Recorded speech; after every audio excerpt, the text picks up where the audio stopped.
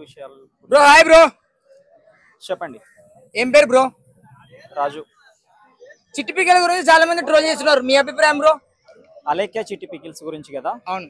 Okay, so ఇక్కడ మనము first discuss చేయాల్సింది వచ్చేసి, బహుశా మనము మాట్లాడాలి అన్నా కూడా, వాళ్ళ గురించి మాట్లాడాలి అన్నా కూడా ఫస్ట్ సెటిల్ అయిపోయి బాగా డబ్బులు సంపాదించి వచ్చి అలేఖ్య చిట్టి పికిల్స్ గురించి మాట్లాడమంటారేమో అనేసి భయంగా ఉంది. ఎనీహౌ మాట్లాడాలనుకుంటున్నాను, మాట్లాడతాను. ఇక్కడ ఫస్ట్ థింగ్ ఏంటి అంటే, వాళ్ళు ఆ స్థాయికి ఎలా వచ్చారు అనే విషయం గురించి నేను ఫస్ట్ మాట్లాడాలనుకుంటున్నాను. వాళ్ళేమి గొప్ప సంఘ సంస్కర్తలాగా ఏవో సేవా కార్యక్రమాలు చేసి ఆ వీడియోలు ఇన్స్టాగ్రామ్లో పెట్టి రాలేదు, ఫస్ట్ విషయము. రెండోది, వాళ్ళు చేసిన పని ఏంటి అంటే నగ్న ప్రదర్శన. ఆడపిల్ల ఏదైతే పని చేయకూడదో ఆ పని చేసి దాని ద్వారా కొన్ని లక్షల మందిని ఫాలోయర్స్ని, దాదాపు నేను ఈ ఇష్యూ మొదలైన తర్వాత నేను అమ్మాయి ఫేస్ చూస్తే 5,40,000 మంది ఫాలోయర్స్ అమ్మాయికి ఇన్స్టాగ్రామ్లో ఉన్నారు. వాళ్ళంతా కూడా ఎందుకు వచ్చారు అంటే అమ్మాయి చేసినటువంటి ప్రదర్శన మాత్రమే. బేసిక్గా తప్పు, కాకపోతే మన ప్రభుత్వాలు దరిద్రమైనటువంటి నియమాలు ఏంటంటే వాళ్ళకు బెనిఫిట్స్ ఉండేవే చూసుకుంటున్నారు తప్ప ప్రజలకి, ముఖ్యంగా పిల్లలకి కానీ, ఆడవాళ్ళకి కానీ, ముసలి వాళ్ళకి కానీ. అవును, నీ పర్సనల్ నువ్వు వెళ్ళి బాత్రూంలో చేసుకో, వీడియో ముందు చేసి వీడియో అందరికల్లా ముందుకు వస్తుంది కదా. ఇప్పుడు ఒక ఆర్జీవి కావచ్చు, రామ్ గోపాల్ వర్మ కావచ్చు, లేదంటే ఇక్కడ అర్జున్ రెడ్డి సినిమా తీసినటువంటి డైరెక్టర్ సందీప్ వంగ కావచ్చు, లేదంటే పూరి జగన్నాథ్ కావచ్చు, ఇప్పుడు అలేఖ్య చిట్టి పికిల్స్ వచ్చినటువంటి రమ్య, వీళ్ళందరినీ నేను ఒకే కేటగిరీ కింద చూస్తా. ఏంటంటే నా ఇష్టం నేను. ఇప్పుడు ఫస్ట్ ఏంటి అంటే, ఇప్పుడు ఒక అమ్మాయిని అత్యాచారం ఎవరైనా చేశారనుకోండి, ఒక అమ్మాయిని అత్యాచారం చేసిన వాడిని మృగం అని పిలుస్తున్నారు. ఓకే, మృగానికి మనిషికి తేడా ఏంటి? నాగరికతలో భాగం ఏంటి? బట్టలు నీట్గా వేసుకోవడం కూడా నాగరికతలో భాగమే. మనిషిని పర్మిషన్ లేకుండా ఆడదాన్ని తాకిన వాడిని మృగం అని ఎలా అయితే అంటారో, నాగరికత పాటించకుండా ఇష్టం వచ్చినట్లు బట్టలు వేసుకునే ఆడది కూడా మృగమే. సమాజంలో ఉన్నావు, 10 మంది చూసే మీడియాలో ఉన్నావు, నీ బాత్రూంలో నీ ఇష్టం వచ్చినట్టుండు. నా ఇష్టం అంటే నీ బాత్రూంలో చెల్లుద్ది. మీడియా ముందుకు వచ్చినప్పుడు ఒళ్ళు దగ్గర పెట్టుకొని మాట్లాడాలి, ఒళ్ళు దగ్గర పెట్టుకొని ఉండాలి.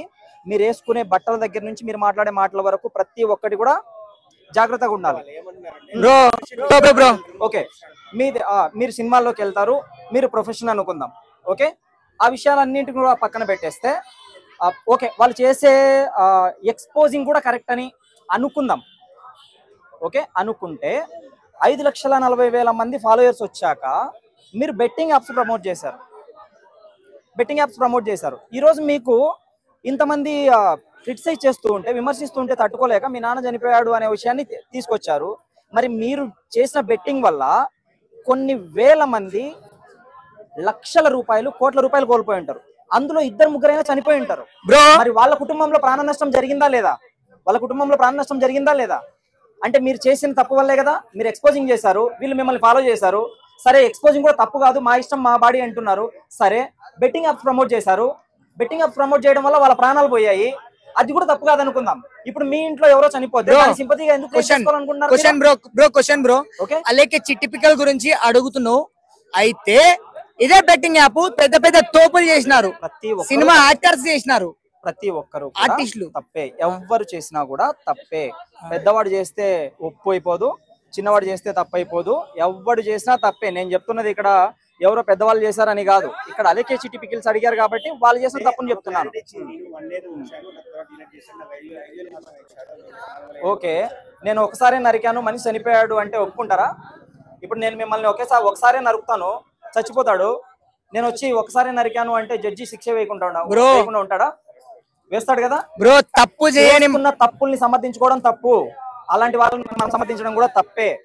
అర్థమైందా? ఇప్పుడు ఏంటి అంటే, ఏదో ఒక కారణం. బ్రో ఒకటే మాట, దయచేసి నువ్వు ఒక నిమిషం మాట్లాడద్దు, విషయం పూర్తిగా కన్వే చేయనివ్వండి. ఓకే, ఇది కట్ చేసుకోండి, ఇది కొంచెం కట్ చేసుకోండి. ఓకే, నేను చెప్పాలనుకున్న విషయం ఏంటంటే, ఈ మధ్య కాలంలో గత 10 సంవత్సరాలుగా పెళ్లి చేసుకోవాలి అంటే భయపడుతున్నారు. పెళ్లి చేసుకుంటే మొగుడిని భార్య చంపేస్తా ఉంది, లేదంటే కనుక భార్యని భర్త చంపుతున్నాడు. ఇదంతా ఎక్కడి నుంచి వచ్చింది? ఫస్ట్ పుట్టిందే నా వ్యక్తిగత జీవితం, నా ఇష్టం అనే దగ్గర నుంచే పుట్టింది ఇదంతా కూడా. ఇదంతా పుట్టింది అక్కడి నుంచే. సమాజాన్ని మనం మార్చుకోవాలి. ఓకే, మనం చెప్తే ఎవడు వినడు, నేను ఇంతే, నా ఇష్టం అంటే అది పెంటరా తినకూడదు అంటే నేను తింటాను, నా ఇష్టం అంటే తిను, పక్కకెళ్ళి పక్కన వాళ్ళ నీ వల్ల పక్కన వాడు నాశనం అయిపోకూడదు అనేది నేను చెప్పే విషయం. కాబట్టి ఈ విషయంలో వాళ్ళు ఎన్ని సింపతి విషయాలు చెప్పినా, వాళ్ళ నాన్న చనిపోయాడని చెప్పారు, వీళ్ళు బెట్టింగ్ యాప్ల వల్ల కనీసం 2-3 ఇళ్లలో పిల్లవాళ్ళు చనిపోయిండ్రా, చిన్న పిల్లలు, ఎంతో భవిష్యత్తు ఉండే పిల్లలు చనిపోయిండరా, ఇంటర్మీడియట్ పిల్లలు చనిపోయిండ్రా. వాళ్ళ అమ్మకు శోకం కదా, వాళ్ళ ఆడోళ్ళు కదా, వాళ్ళ అమ్మకు శోకం ఉండదా, వాళ్ళ ఆడోళ్ళు కదా. సో ఇలాంటి వాళ్ళనైతే ఎటువంటి సింపతి డ్రామా అక్కర్లేదండి. ఒక్కటే మాట నేను చెప్పేది, అలాంటి వాళ్ళ పికిల్చుకోనొద్దు, అలాంటి వాళ్ళపైన జాలి చూపించొద్దు.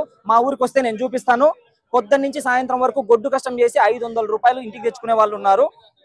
ఓకే, ఏ కష్టం చేయకుండా కోట్ల రూపాయలు సంపాదించుకోవాలనుకునే వాళ్ళని సమర్థించాల్సిన అవసరం మనకి లేదు. అది సమాజానికి మంచిది కాదు. ఇది ఫైనల్ పాయింట్. బ్రో అట్లా అంటున్నావు బ్రో.